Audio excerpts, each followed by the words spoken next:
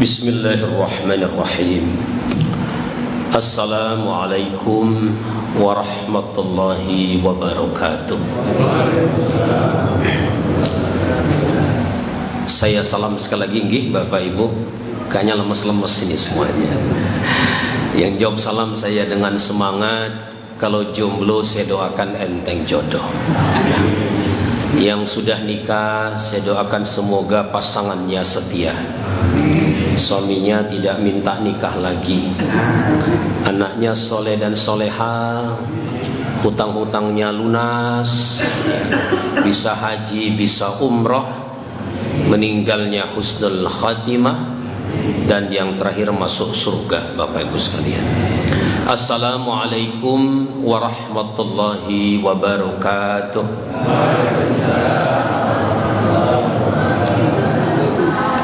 Innal hamdalillah nahmaduhu wa nasta'inuhu wa nastaghfiruh wa na'udzu billahi min shururi anfusina wa min sayyiati a'malina. May yahdihillahu fala mudilla lahu wa may yudlil fala hadiyalah. Ashhadu an la ilaha illallah wa ashhadu anna Muhammadan abduhu wa rasuluh. Allahumma salli ala sayyidina Muhammad wa ala ali sayyidina Muhammad. Qala Allah ta'ala fil Qur'anil Karim, law anzalna hadzal Qur'an ala jabalin la ra'aitahu khashi'an mutasaddian min khasyatillah. Wa tilkal amsalu nadribuha linnasi la'allakum yatafakkarun. Amma. Bapak Ketua Takmir yang saya hormati, Bapak Ibu para jamaah pengajian Nuzulul Quran Masjid Nurul Iman Griya Purwo Asri yang dirahmati Allah. Betul ya Bapak Ibu? Ya, karena saya tuh ada dua Masjid Nurul Iman, Pak. Di tempat saya ada Nurul Iman, di sini juga ada Nurul Iman. Kayak kemarin Pak Amar menghubungi saya sempat bingung, Nurul Iman yang mana ini ya Ustadz, dia bilang begitu. Nah Bapak Ibu, mari kita memanjatkan rasa syukur yang sedalam-dalamnya.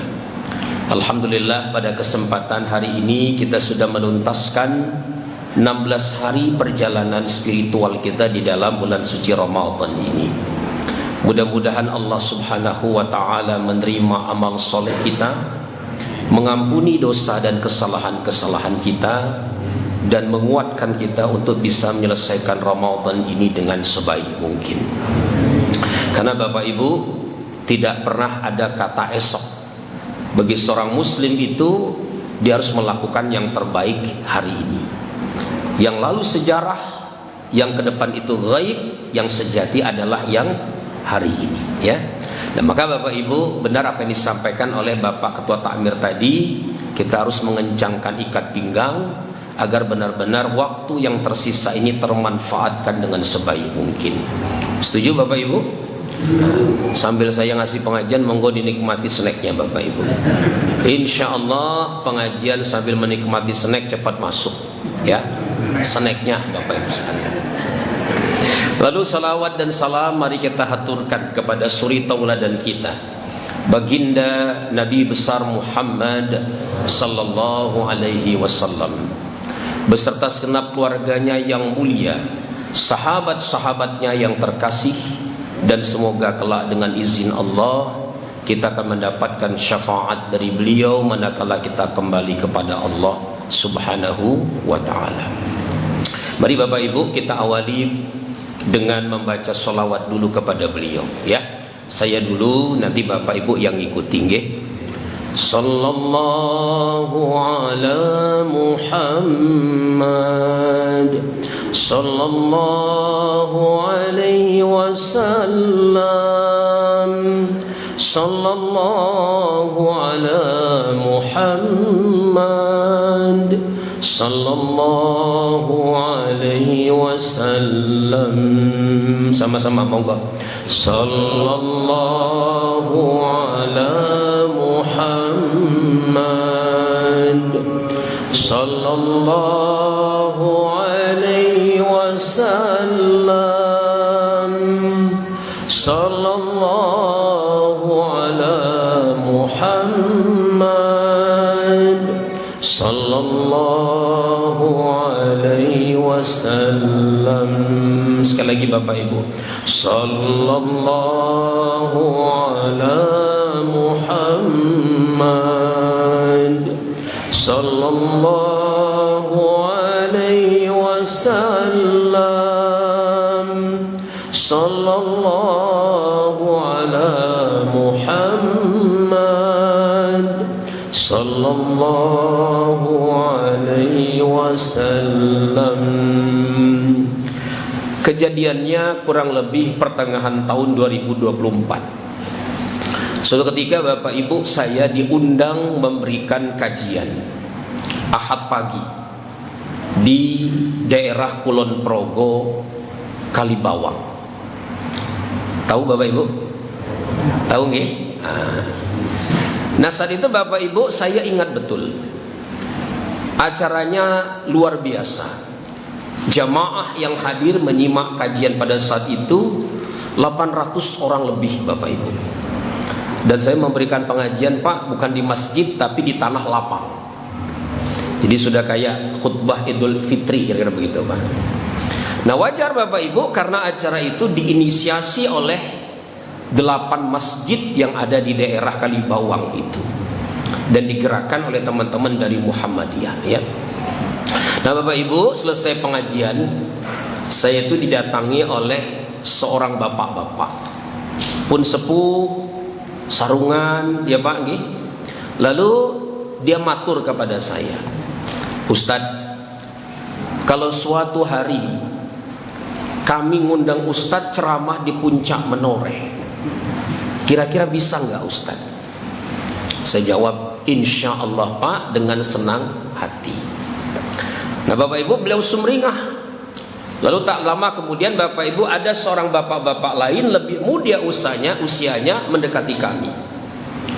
Ustadz, semula di kampung Bapak ini 60 kakak itu muslim semua Ustadz. Hari ini yang tersisa tinggal 55 kakak yang muslim Ustadz. Tinggal 5 kakak. 55 kakaknya sudah pindah ke agama yang lain. Saya sebut saja pindah ke agama Kristen Bapak Ibu. Bayangkan 60 kakak yang tersisa tinggal 5 kakak.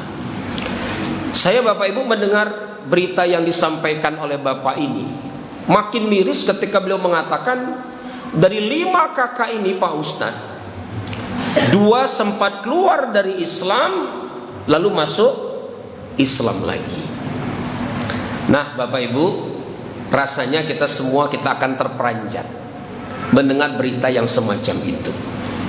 Jadi kalau selama ini berseliweran kabar tentang maaf nih kristenisasi ya di daerah-daerah seperti itu, tetapi tidak jelas dari mana asal muasal beritanya, hari itu Bapak Ibu yang dirahmati Allah, saya mendengarkan langsung dari mereka yang mengalaminya. Nah tentu miris Bapak Ibu, karena kalau kita mengingat pesan para khatib yang disampaikan tiap Jumat itu, bagaimana bunyinya? Ya ayyuhalladzina amanu taqullaha haqqa tuqatih wa la tamutunna illa wa antum muslimun. Janganlah kita ini mati kecuali dalam keadaan sebagai seorang muslim. Rugi ya Pak ya. Bahasa saya itu Bapak Ibu, boleh deh brengsek, tapi jangan sampai keluar dari Islam, karena itu kerugian yang luar biasa Bapak Ibu. Nah Bapak Ibu yang dirahmati Allah, kenapa banyak saudara-saudara kita itu di Kalibawang itu yang pindah ke agama lain? Kalau kita telusuri Bapak Ibu, ternyata memang dipicu oleh faktor ekonomi.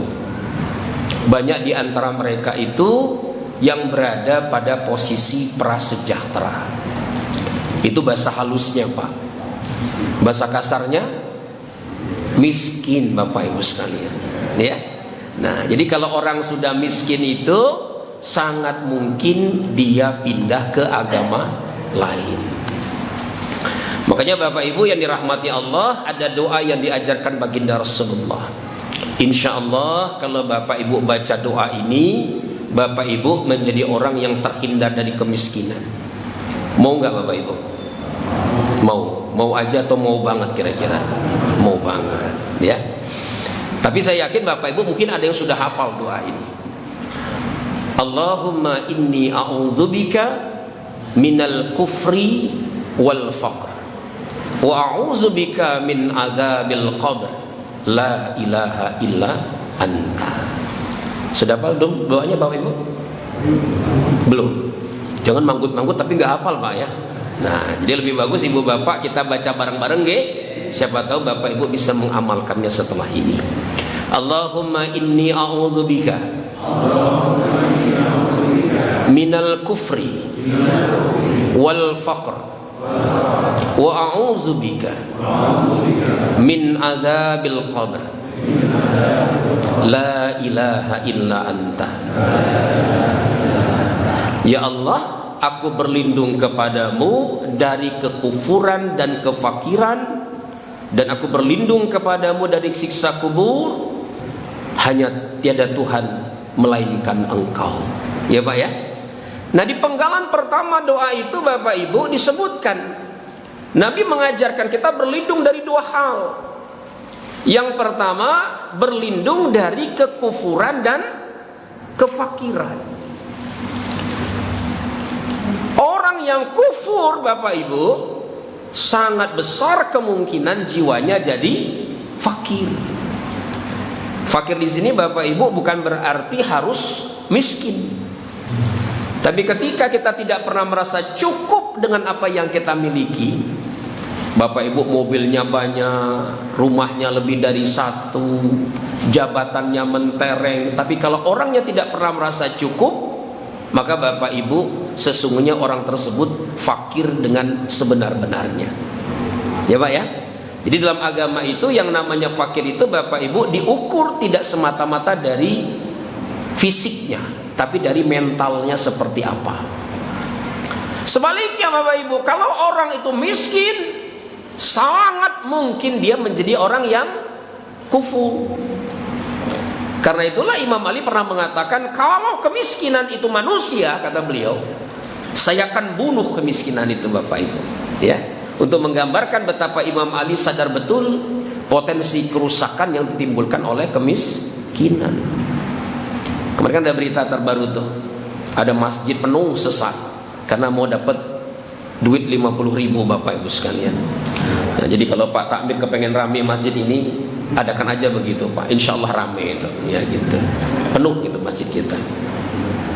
Nah maka Bapak Ibu yang dirahmati Allah, cerita yang saya sampaikan di awal tausiah tadi Bapak Ibu memiliki satu pesan moral untuk kita semua, bahwa ternyata menjaga merawat iman itu bukan perkara yang mudah. Betul Bapak Ibu sekalian. Iman kita ini sering naik, sering turun. Kalau boleh jujur Bapak Ibu, sering naiknya apa sering turunnya? Sering turun. Turunnya sampai nyunsep, gak naik-naik Pak, kira-kira begitu. Ya. Nah, indikator iman kita lagi turun itu apa Bapak Ibu? Yang paling gampang ketika kita itu sudah mulai terjerembab dalam perbuatan-perbuatan dosa. Ya. Yang paling sederhana Bapak Ibu yang dirahmati Allah, dengan mudah kita meninggalkan sholat 5 waktu. Ya. Makanya Bapak Ibu, ada data yang dirilis beberapa tahun yang lalu tentang berapa jumlah orang muslim di Indonesia yang sholat 5 waktu. Hasilnya menarik Bapak Ibu. Ternyata dari seluruh umat Islam di Indonesia ini Bapak Ibu, yang sholat 5 waktu tertib tidak bolong-bolong jumlahnya 38,9% Bapak Ibu. Enggak sampai separuh. Ya Pak ya. 60%-nya itu ninggalin sholat. Dan yang paling banyak Bapak Ibu yang meninggalkan sholat itu generasi milenial dan Gen Z. Ya. Nah, Bapak Ibu milenial bukan? Milenial itu Pak Bu, lahirnya 1980 ke atas. Nah, jenengan lahir tahun berapa? 1960. Ya, bukan milenial itu namanya. Itu namanya generasi kolonial, Bapak Ibu. Ya. Kolonial ya, Pak. Kolonial itu, Pak, tandanya itu kalau acara malam hari, acaranya Dunia Dalam Berita, Bapak Ibu. Nah, waktu muda gadgetnya paling canggih Nokia 3310, Bapak Ibu, ya, 3315. Nah itu. Tapi beruntung, Pak, kalau Bapak Ibu termasuk generasi itu, insya Allah Bapak Ibu ini termasuk generasi yang tertib sholatnya, ya. Tapi Bapak Ibu terjadi problem dengan anak-anak kita, ya kan? Cucu kita. Ternyata mereka inilah yang paling banyak meninggalkan sholat. Nah, maka Bapak Ibu yang dirahmati Allah, apa yang saya sampaikan menjadi semacam pembelajaran untuk kita semuanya, bahwa ternyata memang tidak mudah untuk menjaga iman, merawat iman kita ini. Okay? Nah, makanya Bapak Ibu yang dirahmati Allah, dalam sebuah hadis yang disampaikan oleh baginda Rasulullah, surga itu kangen, surga itu rindu dengan beberapa golongan. Bapak Ibu mau nggak dikangenin surga? Mau ya Pak, Bu? Jadi bukan Bapak Ibu yang kangen surga, tapi surga yang kangen sama Bapak Ibu. Ada 4 golongan Bapak Ibu sekalian dirahmati Allah. Nah, salah satunya termasuk di dalam konteks acara kita hari ini. Kata Rasulullah, 4 golongan tersebut, yang pertama yang dirindukan surga itu Bapak Ibu, talil Quran, orang yang senang membaca Al-Quran. Ya Pak nggih? Jadi kalau Bapak Ibu senang baca Quran, Masya Allah, itu insya Allah Bapak Ibu itu dinanti-nantikan oleh surga. Kapan Bapak ini mati, kira-kira begitu ya. Nah, mau cepat atau mau lambat kira-kira Bapak Ibu? Nah, kayaknya nanti dulu deh kayaknya gitu Pak ya. Nah, yang penting Bapak Ibu kita siapkan dengan rajin membaca Al-Quran. Cuma Bapak Ibu, saya mohon maaf sekali, saya cenderung memang tidak sepakat, tidak sepenuhnya sepakat kalau Bapak Ibu hanya berkutat dengan menghabiskan berapa halaman yang dihabiskan, berapa juz yang diselesaikan, tanpa Bapak Ibu mengerti, memahami apa yang Bapak Ibu baca. Karena kalau begitu cara kita memahami Al-Quran Bapak Ibu, tidak akan pernah mencerahkan kita. Beda loh Pak, ketika Bapak Ibu membaca Al-Quran dengan mengerti artinya Bapak Ibu, saya yakin Bapak Ibu akan merasa pengalaman yang luar biasa. Ya, saya pribadi Bapak Ibu, karena saya concern di bidang psikologi, maka saya sangat suka dengan mengkaji itu. Bagaimana Al-Quran bicara tentang kesedihan, bicara tentang kemarahan, bagaimana Al-Quran bicara tentang depresi dan seterusnya. Itu yang menjadi konsentrasi saya, ya. Dan ternyata Bapak Ibu, hal itu semuanya berada prinsip-prinsip umumnya, isyarat-isyarat ilmiahnya itu di dalam Al-Quran. Ya. Nah, kadang-kadang Bapak Ibu yang terjadi hari ini kita bisa melihat, kadang-kadang masjid itu Bapak Ibu kenceng-kencengan, ya, toanya diarahkan ke luar, ya, biar terdengar baca Quran semalam suntuk, kira-kira begitu.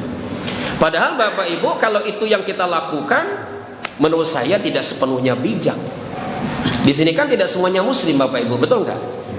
Iya kan? Nah, apalagi kalau yang baca itu suaranya tidak bagus, terbata-bata, cempreng Bapak Ibu. Jangankan jadi syiar, yang terjadi justru fitnah. Ya, ada cerita Bapak Ibu. Cerita ini saya baca dalam kitabnya Masnawi, tulisannya Rumi. Alkisah Bapak Ibu, ada seorang muazzin yang suaranya jelek Bapak Ibu. Maaf ya kalau di sini bagus suaranya kan, kalau muazzinnya. Nah, ini muazzin jelek Pak, ceritanya itu bagus sekalian ya, jelek. Tapi selalu ngerebut mic, ingin azan Bapak Ibu sekalian. Orang sudah bilang, udah, kamu gak usah azan deh, masih banyak lebih bagus daripada kamu. Tapi Bapak Ibu, dia selalu mencari kesempatan untuk mengumandangkan azan. Sampai suatu hari Bapak Ibu yang dirahmati Allah, tiba-tiba datang seorang pendeta Majusi. Majusi itu Bapak Ibu pendeta yang agama Majus itu agama menyembah api. Ya, dia datang bawa makanan, bawa minuman, tergopoh-gopoh mendatangi masjid. Maaf, saya mau ketemu dengan muazin yang tadi mengumandangkan azan. Jamaah lain heran. Kenapa Anda mencari muazin tersebut? Begini, saya ini beberapa hari ini gelisah luar biasa. Saya punya anak gadis satu-satunya harapan saya, penerus saya. Suatu hari dia mengatakan pada saya, "Ayah, saya ingin memeluk agama Islam." Betapa bingung, betapa resahnya saya. Bagaimana kata pengikut saya bila anak saya pindah ke agama Islam? Tapi tadi pagi tiba-tiba dia lari kepada saya dengan ketakutan dan bertanya kepada saya, "Ayah, suara apa yang menyeramkan itu, yang datang dari masjid itu?" Ya.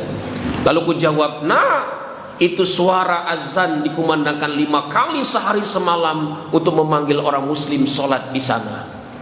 Lalu anak saya mengatakan, "Ya, kalau begitu saya tidak jadi memeluk Islam, karena saya takut dengan suara yang menyeramkan semacam itu." Ya. Nah, Bapak Ibu, Rumi ini Pak Bu seorang pujangga sufi. Ya, sufi betulan. Saya juga sufi Bapak Ibu, tapi suka film India Bapak Ibu sekalian. Ya. Nah, dia memberi nasihat kepada kita. Kita ini dalam beramal seringkali Bapak Ibu diliputi riya dan sum'ah. Termasuk ketika ngaji pun kadang-kadang tidak lurus niat kita itu. Ya. Riya itu Bapak Ibu sederhananya mempertontonkan kesalehan kita.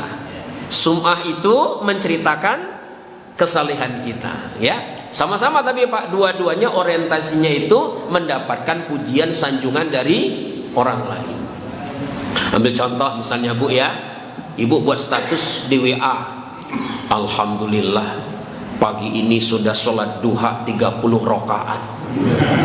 Tadi sudah baca Al-Quran 5 juz. Sekarang lagi dengerin Ustadz Kiki tausiah, adem banget." Wah, bagus gak Bu statusnya Bu? Bagus.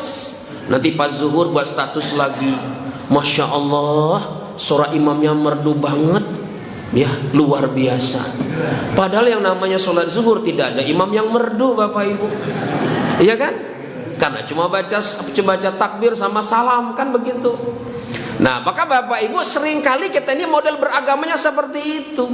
Termasuk ketika kita membaca Al-Quran pun kadang bergeser niat kita. Ya. Nah, maka Bapak Ibu yang dirahmati Allah, ketika kita membaca Al-Quran, saya ingin mengajak Bapak Ibu bagaimana memahami Al-Quran itu tidak dalam konteks berapa secara kuantitatif ya, tapi bagaimana secara kualitatif kita membaca, memahami, mengerti. Coba Bapak Ibu lihat hari ini di HP Bapak Ibu. Bapak Ibu dengan mudah hari ini download tafsirnya Ibnu Katsir. Ya kan Pak? Bapak Ibu bisa download tafsirnya Jalalain. Itu ada dan itu gratis Bapak Ibu. Nah, menurut saya kalau Bapak Ibu membaca Al-Quran plus tafsirnya itu, saya percaya akan sangat berbeda dampaknya kepada Bapak Ibu semuanya. Ya. Nah, kembali pada hadis tadi, yang pertama apa tadi Bapak Ibu? Talil Quran. Yang kedua Bapak Ibu sekalian, kata Rasulullah yang dirindukan oleh surga itu adalah wahafizil lisan. Orang-orang yang pandai menjaga lisannya. Nah, ini Pak Bu ya. Makanya selama Ramadan Bapak Ibu benar-benar harus dijaga, jangan sampai lisan kita ini mengatakan hal-hal yang tidak betul, tidak ada manfaatnya. Yang ketiga Bapak Ibu, wa mut'imil jian. Orang-orang yang mau memberi orang-orang yang lapar, yang kehausan dan seterusnya. Makanya Bapak Ibu yang dirahmati Allah, kita ini harus mulai belajar untuk menjadikan masjid ini sebagai katalisator. Ya. Kenal dengan Ustadz Jazir Bapak Ibu? Tahu nggak Ustadz Jazir? Tahu nggih? Pernah ngundang di sini Pak? Pernah? Nah, pernah ya? Nah, itu beliau ada satu ceramah beliau yang sangat melekat di dalam memori saya. Kata beliau, di Masjid Nabawi itu, di samping Bilal bin Rabah yang sering naik ke atas untuk mengumandangkan azan, Ternyata Bapak Ibu yang paling banyak kedua setelah Bilal bin Rabah itu adalah baginda Rasulullah. Kenapa? Begitu beliau naik ke atas masjid, beliau menengok sekeliling kota Madinah. Kalau ada rumah yang tidak mengepul asapnya itu, berarti rumah itu belum masak, belum makan, Bapak Ibu sekalian, ya. Nah, maka beliau memanggil Abdurrahman bin Auf ke sini, antarkan logistik ke rumah itu. Di situ mereka belum makan. Nah, maka Bapak Ibu sebenarnya kalau kita lihat filosofi kenapa masjid itu ada menara tinggi, itu awalnya itu untuk mengontrol masyarakat itu siapa yang belum masak, siapa yang belum makan. Tapi hari ini menara masjid tinggi-tinggi, mewah-mewah, tinggi luar biasa, hanya untuk meletakkan toa. Tapi masjidnya sibuk ngurusin renovasi ruangan ini, ruangan itu, ya, kehilangan elan perubahannya di tengah masyarakat itu. Itu Pak. Nah, maka Bapak Ibu kalau kita mengacu pada cerita itu, mestinya masjid itu menjadi agen perubahan, ya. Nah, maka Bapak Ibu rahmati Allah, alhamdulillah saya percaya Bapak-bapak, ibu-ibu di sini ini sudah menjadi orang yang seperti itu, senang berbagi. Betul Bapak Ibu sekalian? Nah, baru Bapak Ibu yang keempat itu adalah wasaimin fi syahri Ramadan. Surga itu merindukan orang-orang yang berpuasa di bulan Ramadan. Jadi benar-benar Bapak Ibu, mumpung Ramadan ini, gunakan waktunya untuk mempelajari Al-Quran. Bagi saya Bapak Ibu, Al-Quran itu adalah world view, tentang bagaimana kita melihat merespon sebuah keadaan.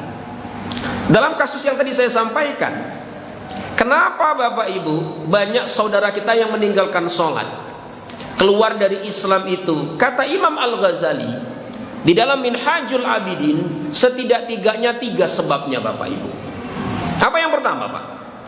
Yang pertama kata beliau yang sering mencerabut keimanan kita itu Bapak Ibu adalah kekhawatiran tentang rezeki. Ini Pak Bu, ya. Coba Bapak Ibu tanya kepada mereka-mereka yang meninggalkan sholat itu, dalih yang sering dikemukakan, kenapa kamu ninggalin sholat? Jawabannya, saya sibuk nyambut gawe. Gitu Pak. Nah, kalau sudah begitu nampak mulia kan? Betul nggak Bapak Ibu sekalian? Padahal kalau mau jujur Bapak Ibu, kalau sholat berapa menit Pak? Berapa menit Bu? Iya, sebentar kan? Iya. Kalau bacanya agak khusyuk, agak panjang, ya 5 menit lah Bapak Ibu sekalian, ya. Tapi kalau bacaannya kulhu inna a'toina, ya cuma 2 menit lah, kira-kira begitu. Betul Pak? Iya. Hati-hati loh Pak, Bu, nggih. Mina Bapak Ibu, di masjid-masjid yang saya datangi ketika khutbah itu, ketika selesai sholat Jumat, saya belum balik badan itu Pak, separuhnya sudah hilang Bapak Ibu sekalian. Kemana? Nyari nasi box gratis Jumatan Bapak Ibu sekalian. Itu di masjid lain. Di sini tidak kan? Tidak ya? Nah, tidak berbeda ya, saya nggak tahu kalau gitu Bapak Ibu sekalian ya, gitu. Nah, padahal Bapak Ibu yang dirahmati Allah, di dalam Al-Quran di surat An-Nisa itu disebutkan, hati-hati nih Pak, kalau kita malas mengerjakan sholat, itu indikator penyakit munafik itu ada di dalam hati kita. Wa iza qamu ila sholati qamu kusala. Kalau mereka ngerjakan sholat, sholatnya malesan, ya. Jangankan qobliyah ba'diyah, ya Pak ya. Kalau bisa cepet-cepetan. Saya bahkan pernah diprotes Bapak Ibu oleh jamaah saya itu, Pak Kiki kepanjangan bacaannya, gitu ya. Nah, makanya ada cerita Bapak Ibu, ini cerita menarik. Bapak Ibu kenal Pak Air Fahrudin? Siapa Pak? Pak Air ini Bu. Pak Air ini mantan ketua PP Muhammadiyah. Orangnya ilmunya luas tapi sangat sederhana. Saudari Bapak Ibu, beliau diundang sahabatnya. Namanya Bapak Ibu Kiai Haji Abdurrahman Wahid. Kita memanggilnya dengan sebutan Gus Dur. Beliau takbir mimpin sholat. Tapi sholatnya Bapak Ibu khusyuk, Tumakninah, bacaannya panjang Bapak Ibu sekalian. Di belakang jamaah sudah gelisah Bapak Ibu. Kan itu kan? Nah, ciri jamaah gelisah kan seperti itu. Ya, karena tahu Bapak Ibu begitu 8 rakaat sudah 1 jam, beliau balik-balik. Bapak Ibu, adik-adik, ini sholatnya mau lanjut ala NU atau ala Muhammadiyah? Dijawab kencang, Muhammadiyah. Akhirnya Bapak Ibu tebu ilmu hari itu sholatnya 11 rakaat, ditutup witir 3 rakaat. Nah, Bapak Ibu selesai sholat Gus Dur naik mimbar, lalu dia mengatakan luar biasa. Dalam satu malam ada orang Muhammadiyah membuat orang NU jadi Muhammadiyah. Gus Dur ketawa cekikikan Bapak Ibu, Pak R ketawa cekek. Nah itu, ya. Bagaimana orang-orang seperti itu dengan ilmu yang mereka miliki, mereka itu mentoleransi perbedaan.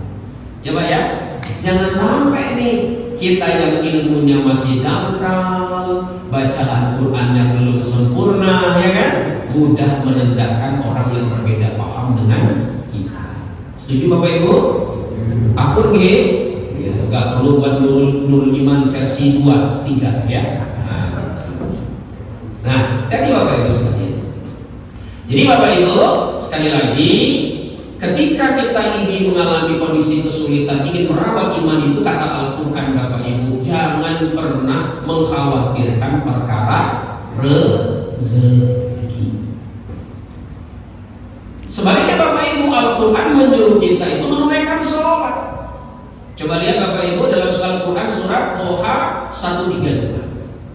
Wa'mur ahlaka bis-sholati wastabir 'alaiha. Dan suruhlah keluargamu untuk menunaikan sholat dan sabarlah dalam menunaikannya. Karena Bapak Ibu yang namanya sholat itu butuh kesabaran. Betul nggak Pak? Butuh kesabaran. Pernah kan pada bulan apa itu Pak Bu? Kita pernah subuh jam 4 kurang. Bulan apa itu? Ingat ya, bulan Agustus September kayaknya itu ya. Jam 4 kurang kita sudah sholat subuh. Orang masih istirahat, kita menunaikan sholat subuh. Ya, sementara Bapak Ibu sekalian, ketika zuhur orang makan siang, kita sholat zuhur. Orang istirahat, kita sholat asar, ya kan? Berat. Saya punya anak 5 Bapak Ibu. Alhamdulillah 5-5-nya di sekolah Islam terpadu semua Bapak Ibu. Tapi kalau sudah ngerjain sholat, masih diingatkan Bapak Ibu sekalian. Yang paling keren itu istri saya Bapak Ibu sekalian. Nah, bangun. Ya, belum bangun juga. Bisa bangun ya. Nah, kalau istri saya sudah mulai teriak-teriak, awas loh ya. Tetap puasa ya kalau nggak sholat ya. Nah, mulai istri saya mulai bangun anak saya itu ya. Nah, karena memang menyuruh anak sholat itu Bapak Ibu sekalian tidak mudah. Jangankan anak kita kan, kita pun susah untuk melakukannya. Makanya Bapak Ibu dirahmati Allah dikatakan di ayat tersebut wastabir 'alaiha, sabar dalam menunaikannya. Nah, yang menarik Bapak Ibu di penggalan kedua ayat tersebut apa bunyinya? La nas'aluka rizqan nahnu narzuquka. Kami tidak menuntut rezeki darimu, kami yang memberikan rezeki kepadamu. Ini Pak. Jadi Al-Quran itu dengan sangat jelas memberikan gambaran pada kita bagaimana menyikapi kesulitan hidup. Ya. Jangan khawatir tentang rezeki Bapak Ibu, karena rezeki itu dijamin oleh Allah. Jadi salah besar ketika kita meninggalkan sholat gara-gara sibuk nyambut gawe. Ya, bahkan Bapak Ibu, ulama lain namanya Syekh Ibnu Athaillah mengatakan banyak di antara kita ini Bapak Ibu menjadi orang yang dungu. Kalau bicara dungu kan Bapak Ibu mesti ingatannya ke Rocky Gerung nih Bapak Ibu. Tapi dungunya versi Rocky Gerung beda dengan versi Ibnu Athaillah. Kalau dungunya versi Rocky Gerung itu salah satunya sebuah kenyataan cetowelo-welo, tapi kita cari alasan yang berbeda Bapak Ibu. Contohnya apa? Contohnya pagar laut 30 km. Disebutkan pemberitaannya dibangun oleh nelayan katanya Bapak Ibu sekalian. Masuk akal nggak? Ya nggak masuk akal. Ya. Ada laut ada SHM dan HGB-nya. Ya. Yang bayar denda siapa? Lurahnya, Bapak, 48 miliar. Gak masuk akal. Dari mana duit seorang lurah sebanyak itu? Kalau gak ada cukong, ya kan? Tapi problemnya dibatasi hanya pada mereka yang ada di bawah, tidak di atas. Kalau bicara politik dari Bapak Ibu Saudara. Karena jelas ini menciptakan kedunguan di masyarakat. Ya. Tapi versinya Ibnu Athaillah, Bapak Ibu, siapa orang dungu itu? Orang yang dungu itu orang yang mengkhawatirkan sesuatu yang tidak perlu dikhawatirkan. Dan sebaliknya, dia mengkhawatirkan sesuatu yang mestinya tidak perlu dikhawatirkan. Ya. Apa Bapak Ibu yang perlu dikhawatirkan itu? Saya tanya nih, Bapak Ibu besok yakin nggak meninggalnya husnul khotimah? Halo Pak, jenengan yakin nggak meninggalnya husnul khotimah? Yakin? Yakin aja tuh yakin banget Pak. Bapak Ibu besok ketika mati yakin nggak bebas dari siksa kubur? Gak bisa jawab kita kan? Bapak Ibu besok yakin nggak bisa menerima catatan amal dengan tangan kanannya? Bapak Ibu yakin nggak besok masuk surganya Allah? Yakin. Tapi yakin kan ada nada paru-paru ragu-ragu kan Bapak Ibu sekalian? Kita jawabannya insya Allah. Betul Bapak Ibu? Tapi tidak ada jaminan kita memasuki dengan cara semacam itu Bapak Ibu. Yang begini ini kata Syekh Ibnu Athaillah mestinya jauh lebih mengkhawatirkan kita. Ya kan? Tapi Bapak Ibu perkara rezeki, ternyata kita sering kali memperhatikan itu ketimbang sholat yang tadi itu saya sebutkan. Padahal yang namanya rezeki itu satu perkara yang sudah dijamin oleh Allah. Di dalam kitab yang tadi saya nukilkan Bapak Ibu Minhajul Abidin itu Imam Al-Ghazali mengatakan Bapak Ibu ada 4 yang Allah jamin dalam hidup ini. 1, penciptaan kita. Siapa bapak kita? Siapa ibu kita? Lahir di mana? Suku bangsanya apa? Bagaimana perawakan kita? Bapak Ibu diajak diskusi nggak sama Allah? Tidak kan? Tidak. Kalau saya boleh milih Bapak, saya pengen jadi anaknya Pak Jokowi saya. Biar saya jadi wakil presiden Bapak Ibu. Tentu nggak bisa, ya kan? Bapak saya namanya Romli Hamid, ibu saya namanya Husnawati, bapak saya pegawai PT Pusri, ibu saya ibu rumah tangga, suku saya Melayu, makanan saya empek-empek. Ya, wajah saya nggak jelek amat, nggak ganteng-ganteng amat juga Bapak Ibu. Tapi insya Allah cerdas Bapak Ibu sekalian. Iya, kan begitu. Terima Pak, ya kan? Penciptaan itu. Yang kedua apa? Tabiat kita. Tabiat kita itu kata Imam Al-Ghazali sudah menggariskan. Bapak Ibu punya anak berapa? 3 misalnya Bapak Ibu sekalian. Sama nggak kebiasaannya? Sama nggak perilakunya Bapak Ibu? Beda. Padahal sponsornya sama, pabriknya sama. Betul Bapak Ibu sekalian? Iya. Saya punya anak 5 Bapak Ibu, perilakunya beda-beda. Anak saya nomor 3 Quinsa ini sejak kecil Bapak Ibu otaknya sudah otak dagang Bapak Ibu. Kelas 3 SD dia pergi ke warung ke rumah kami namanya warung Bu Hindun. Tiap hari beli mainan Bapak Ibu. Bu Hindun berapa? 1000. Ini berapa? 2000. Dia beli Pak, minta uang sama saya, bawa ke sekolahnya, dia jual keuntungan 100%. 1000, 2000 dijual 4000. Pernah suatu hari Bapak Ibu dia teriak dari depan rumah itu, "Buya, aku bawa 30.000 untung." Senang banget Bapak Ibu sekalian. Sampai akhirnya Pak Jojo, wali kelas itu mengatakan dilarang berdagang di dalam kelas. Tobat ya saya itu Bapak Ibu sekalian, nggak pernah lagi dagang di dalam kelas. Anak saya lain-lain lagi ceritanya lebih dirahmati Allah. Jadi perkara apa tadi? Penciptaan, apa tadi?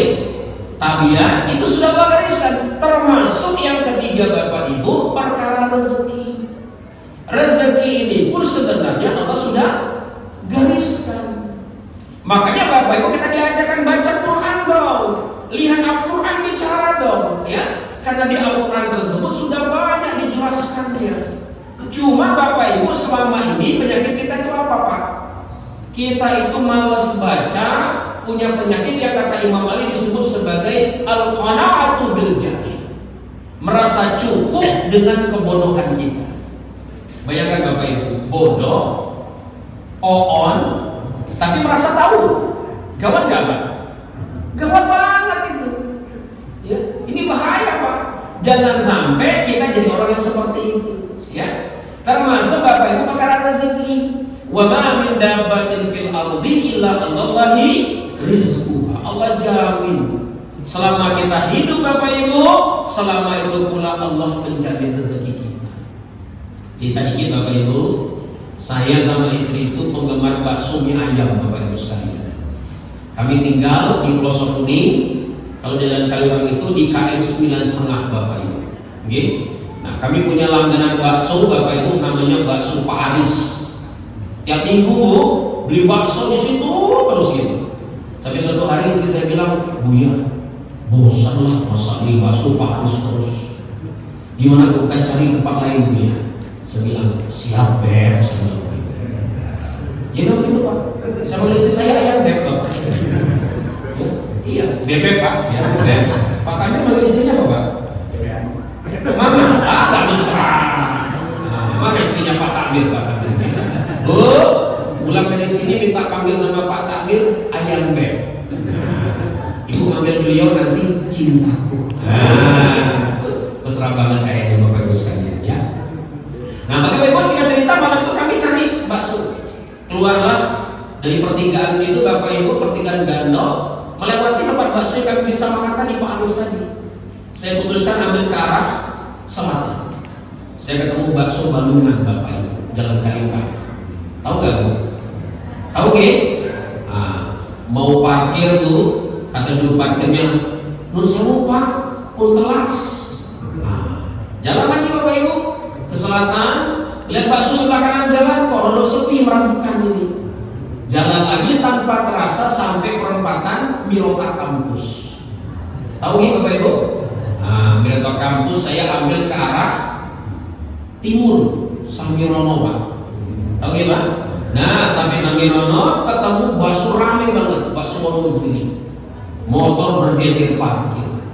Mau parkir gak bisa, karena gak cukup. Kata istri saya, "Sudah Pak, jalan lagi deh." Jalan lagi Bapak Ibu sampai perempatan pertigaan UNY Demangan. Lalu saya putuskan ngambil ke arah utara, tak lama ketemu bakso Narto Bapak Ibu. Begitu turun, "Pak, maaf, tinggal mie ayam, baksonya habis." Bapak Ibu tahu akhir ceritanya? Kami akhirnya makan bakso Pak Aris lagi. Jalan 1 jam muter naik mobil, baliknya ke tempat selera asal. Pernah nggak Bapak Ibu ngalami kayak begitu? Pernah kan? Nah, makanya Bapak Ibu disitulah disebutkan rezeki itu tidak akan pernah tertukar. Jatah saya untuk saya, jatah Bapak Ibu untuk Bapak Ibu semuanya. Ya. Ceritanya ini saya ini Pak Amir nggak jadi ngasih pengajian malam ini Pak. Kenapa? Karena nggak bisa waktunya bersamaan. Nah, Pak Amar melapor sama Ketua Takmir, "Ustaz, Pak Ketua Takmir maunya jenengan tetap gitu ya, cari tanggal yang lain." Ini sudah Allah tentukan Pak. Ya, ini nih Pak. Kotak makanan ini sudah untuk saya hari ini Pak. Benar. Sudah Allah gariskan di Lauhul Mahfuz, ya kan? Cuma Bapak Ibu tidak mungkin saya memakannya itu kalau saya tidak datang dari rumah saya ke sini memberikan pengajian, ya kan? Bahkan biasanya kalau saya pulang pengajian itu biasanya ibu-ibu nitipkan beberapa kotak snack biasanya. Ya. Biasanya loh Bu ya. Di tempat lain maksud saya gitu ya. Beberapa kotak disiapin, dimasukkan, letakkan di motor atau di mobil saya. Ya. Makanya ketika saya pulang biasanya sudah disambut sama anak saya. "Buya bawa apa?" Nih. Nah, tinggal saya kasih ya. Kalau istri saya bukan ini, amplopnya mana? Jadi beda subjek, beda kepentingannya Bapak Ibu sekalian. Nggak nyinggung loh Pak ya. Ya kalau nggak merasa keterlaluan. Baru yang keempat Bapak Ibu ajal kita. Nggih, kapan kita mati, tahun berapa, bulan keberapa, hari apa, jam keberapa, ya, menit dan detik keberapa, ini sesuatu yang menjadi penutup kaca dalam kehidupan kita. Nggih, Bapak Ibu. Nah, jadi jangan sampai Bapak Ibu yang dirahmati Allah, iman yang ada di dalam hati kita ini tercerabut karena perkara kekhawatiran tentang rezeki. Nah, Bapak Ibu, mungkin itu dulu yang bisa saya sampaikan. Tanpa terasa dari 1 jam saya ngomong Bapak Ibu sekalian. Alhamdulillah makannya 50 watt. Berarti Bapak Ibu bisa menyerap informasi dengan baik. Mudah-mudahan Bapak Ibu adalah orang-orang yang mencintai Al-Quran dan mengamalkan Al-Quran. Semua yang saya sampaikan tadi Bapak Ibu, semuanya ada di dalam Al-Quran. Karena itu ubah cara kita berinteraksi, ya, bukan sekadar membaca, tapi bagaimana kita memahami, bahkan menjadi semacam guidance dalam kehidupan kita, melihat, merespon kehidupan yang ada di depan kita. Gitu ya. Nah, maka Bapak Ibu, mari kita tutup pengajian kita kali ini. Kita membaca doa bersama-sama. Semoga Allah mengabulkan doa kita semuanya. A'udzubillahi minasyaitonirrajim. Bismillahirrahmanirrahim. Alhamdulillahirabbil alamin. Hamdan syakirin, hamdan yu'afi bi'awi kafi mazid. Ya Rabbana lakal hamdu kama yanbaghi li jalali wajhikal karim wa 'azimi sultanik. Allahumma shalli ala sayyidina Muhammad wa ala ali sayyidina Muhammad. Rabbana zalamna anfusana wa in lam taghfir lana wa tarhamna lanakunanna minal khasirin. Rabbana la tu'akhidhna in nasina aw akhtana. Rabbana wa la tahmil 'alaina isran kama hamaltahu 'ala alladhina min qablina. Rabbana wa la tuhammilna ma la taqata lana bihi wa'fu 'anna waghfir lana warhamna anta maulana fansurna 'alal qawmil kafirin. Allahumma ighfir lil muslimina wal muslimat wal mu'minina wal mu'minat al ahya'i minhum wal amwat innaka 'ala kulli syai'in qadir. Rabbana ighfir lana wa liwalidayna warhamhuma kama rabbayana shaghira.